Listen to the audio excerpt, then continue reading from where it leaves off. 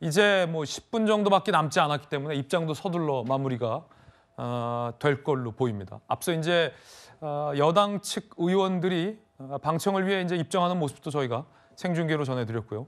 오늘 오전 7시에는 이른 시각입니다만 헌재 재판관 8명이 모두 다 출근을 마쳤습니다. 정영식 재판관이 아주 빠르게 가장 먼저 출근을 하는 모습까지 저희가 앞서 김진의 돌직구쇼에서도 생중계로 보내드렸습니다. 이제 잠시 후에 10분 뒤면요. 선고가 됩니다. 조금 전에 평의가 끝났다고 합니다. 마지막 평의가 다 끝났다라는 현장 취재 기자의 전원도 들어와 있습니다. 자, 뭐 검사 출신의 김재현 의원님, 마지막 평의 때는 어떤 얘기를 좀 주고받았을까요? 헌재 재판관들 7시 일찍 출근했는데요. 이제 예컨대 그동안의 평의, 그다음에 평결까지 전부 다 해서 사실은 결정문까지 모두 완성한 상태거든요. 그런데 그동안에 예를 들어 재판관 중에서 자신이 해오던 그 입장을 번복하거나 바꾸거나 이럴 경우에는 평의 결과를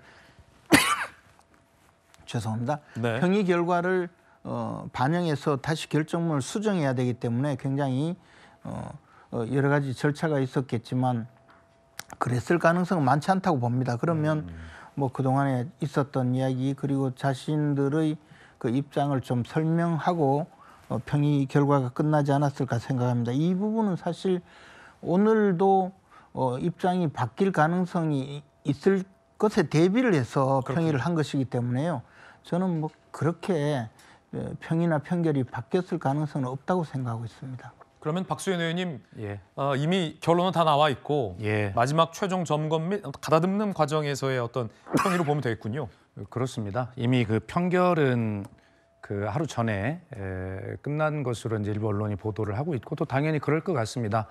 다만 이제 오늘 그 최종적으로 발표할 그런 문장 하나하나를 좀 다듬는 그런 작업 절차가 오늘 좀 최종 선고 전에 뭐 최종적으로 있지 않을까 이렇게 일반적으로 예상을 이제 하는 것이죠. 아까 이제 우리 김재원 최고위원님께서 이제 허영 교수님의 그런 여러 가지 차고 넘치는 뭐 그런 이유를 말씀을 이제 하셨어요. 뭐 저도 그 잘 봤습니다. 그런데 그 허영 교수님께서 우리나라 헌법학자들의 최고 태도 스승이라고 하신다면, 근데 우리 옛말에 청출어람이라는 말도 있거든요. 스승을 능가하는 제자들이 나올 수 있다. 그런데 우리나라 헌법학자들 무려 120명 정도가 이것은 분명한 우현이고 그러므로 파면되어야 한다라는 입장을 허영 교수님의 제자들로 구성된 현직 헌법학자들이 100명이 넘는 분들이 2번, 3번 입장을 발표한 바가 있어요. 그래서 허영 교수님의 입장만이 아니라 그분의 제자들, 현직 헌법학자들이 그렇게 많은 분들이 발표한 적도 있다라는 말씀을 드리고, 저는 뭐 거듭 말씀드릴 전문가는 아닙니다만 뭐 예를 들어 박근혜 전 대통령 때의 탄핵 심판 과정을 들여다보면 결과적으로는 이 문제가 형사 재판이 아니기 때문에 너무 꼼꼼하게 절차를 따진다든가 이런 문제를 가지고 하지 않고 결과적으로 고위공직자를 징계하는 절차라는 것이거든요.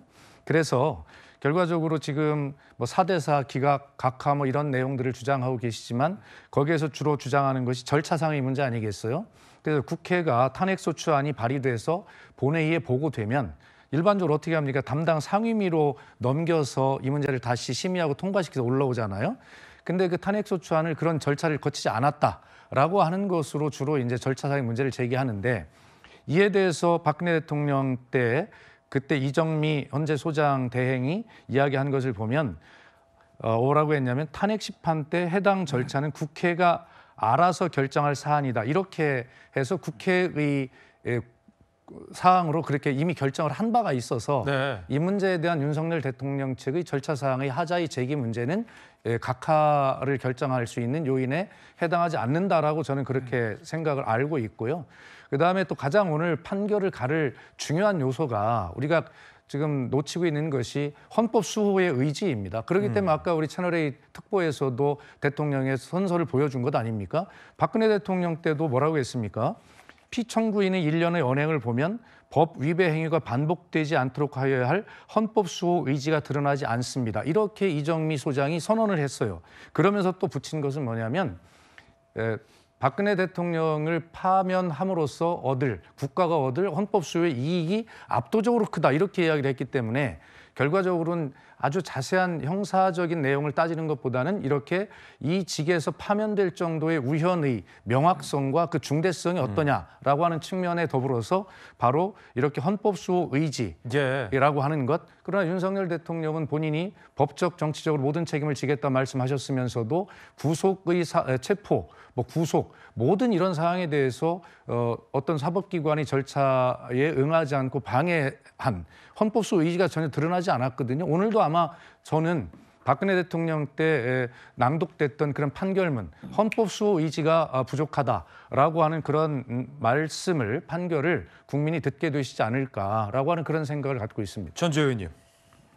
제가 오늘 이제 박근혜 대통령 탄핵 사건 결정문을 가지고 왔는데요. 이제 네. 거기에 이렇게 적시가 돼 있습니다. 국회가 탄핵 심판을 청구한 뒤 별도의 의결 절차 없이 소추 사유를 추구하거나 기존의 소추 사유와 동일성이 인정되지 않는 정도로 소추 사유를 변경하는 것은 허용되지 아니한다. 그래서 허용되지 않는 거예요. 그래서 동일성이 없을 정도로 그렇게 예를 들어서 내란죄로 처리한 것이 동일성이 인정되지 않는다고 한다면 그거는 이제 허용되지 않는다. 그 박근혜 전 대통령 결정문에서 또 판시를 하고 있습니다. 지금 가장 이제 중요한 것은 중대성을 어떻게 판단하는지 이제 그 부분이죠. 그래서 이게 박근혜 대통령 이제 탄핵 결정문에도 보면 박 대통령의 행위는 이제 국민의 신임을 배반한 행위다. 그리고 두 가지를 이렇게 비교를 합니다. 그러니까 대통령을 파면함으로써 얻는 헌법 수호의 이익, 그리고 대통령 파면에 따르는 국가적 손실, 이 두 가지를 비교를 해서 그때는 헌법 수호의 이익이 국가적 손실보다 훨씬 더 크다고 인정을 해서 파면을 한 것이거든요. 그래서 저는 이런 법리는 이러한 그 판단의 어떤 기준은 이번 사건에서도 동일하게 적용이 되지 않을까 생각합니다. 그럼 바꿔 말하면 뭐냐면 파면이라는 것은 어떻게 보면 헌법재판관들의 재량입니다. 어떠한 경우에 파면을 해야 되는지가 법에 적시되어 있지는 않고 이것은 예를 들어서 이제 징계의 수위에 있어서 가장 높은 파면이라는 것이 가장 징계 수위에 높은 것이기 때문에 이 대통령의 12.3 계엄을 가장 그 징계 수위가 높은 파면으로 할지 말지 이런 부분에 있어서는 유리한 요인이 있고 불리한 요인이 있고 이렇게 되겠죠. 그래서 이제 이걸 가지고 비교를 하는 것이고 유리한 요인이라 그러면은 민주당의 그 근거 없는 줄탄핵, 그러니까 그 12.3 계엄 전에 이루어진 그런 탄핵에 있어서 모두 다 지금 탄핵 기각이 되지 않았습니까?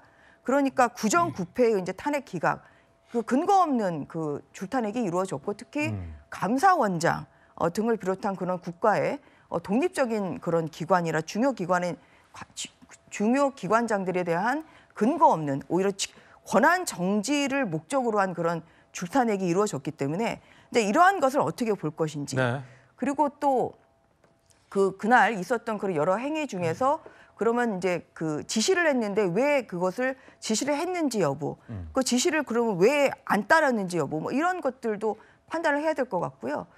그리고 또 국회에서 이루어진 또 계엄 해제 의결 이후에 그래도 바로 그런 즉각적인 계엄군이 또 철수를 하고 그리고 또 계엄 해제 의결을 국무회에서도 의결했기 때문에 그런 여러 가지 사실 유리하게 볼 수 있는 그런 요인도 굉장히 많습니다. 또 불리한 부분도 많죠. 그래서 이러한 것을 헌법재판관들이 비교 형량을 해서 어떤 것이 더 중요하다고 볼지에 대해서 판단을 할 것이라고 보입니다. 그렇기 때문에 저는 이것이 뭐 법에 뭐 정해진 그런 기준이 딱히 있는 것이 아니기 때문에 각각의 판단 기준이 다를 수도 있다. 그래서 저는 그래서 전원일치는 아니라고 저는 생각을 하고 있고요. 지금 헌법재판소의 대심판정 모습이 생중계로 들어오고 있습니다. 화면 좀 전해드리겠습니다. 지금 뭐 국회 측 정청래 법사위원장 등 국회 대리인이 착석을 했고요.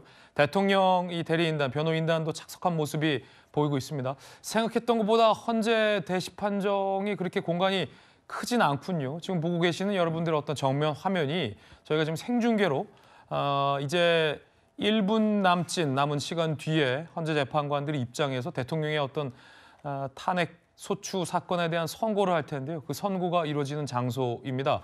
양당의 의원들도 몇몇 착석한 모습이 지금 보이고 있고요. 제일 앞줄에는 이제 방청객 제일 앞줄에는 취재 기자들이 취재를 위해서 풀단으로 이제 구성이 돼서 착석을 해서 이제 받아 적을 준비를 하고 있고, 양쪽에는 이제 생중계 카메라와 가운데 지금 여러분들이 보고 계시는 저희 채널A 화면을 통해서 보고 계시는 생중계 카메라들도 지금 입장을 해 있습니다. 잠시 후면 저 전면에 보이는 8명의 의자 자리에 헌재 재판관들이 입장을 해서 착석을 하게 됨과 동시에 대통령에 대한 헌재 선고가 시작됩니다. 이제 1분도 남지 않았습니다. 1분도 남지 않았습니다. 다시 한번 말씀드립니다. 이제 50여 초 뒤면요. 초유의 선택, 대한민국의 어떤 미래와 운명을 가르게 될 중차대한 헌재의 선고를 발표하게 됩니다. 헌재가 발표한 것 중에 이렇게 중요한 선고가 있었을까 싶을 정도로 이 나라의 어떤 운명이 달려있다고 볼 수 있겠습니다. 자, 이제 헌재 재판관들이 곧 입정하게 될 것 같습니다. 입정을 해서 대통령에 대한 선고를 하게 됩니다. 과연 대통령은 복귀할까요? 파면될까요? 그 운명의 선택이 이제 10초도 채 남지 않았습니다. 자, 헌재 재판관들이 모두 입장을 했습니다. 문영배 소장 대행, 정영식 주심, 김복형 재판관, 조한창, 정계선, 이미선, 김영두 다 재판관들의 모습이 보이고요. 재판관들 8명이 모두 앉았습니다. 이제 대통령에 대한 선고 생중계로 연결해드리겠습니다. 지켜보시죠.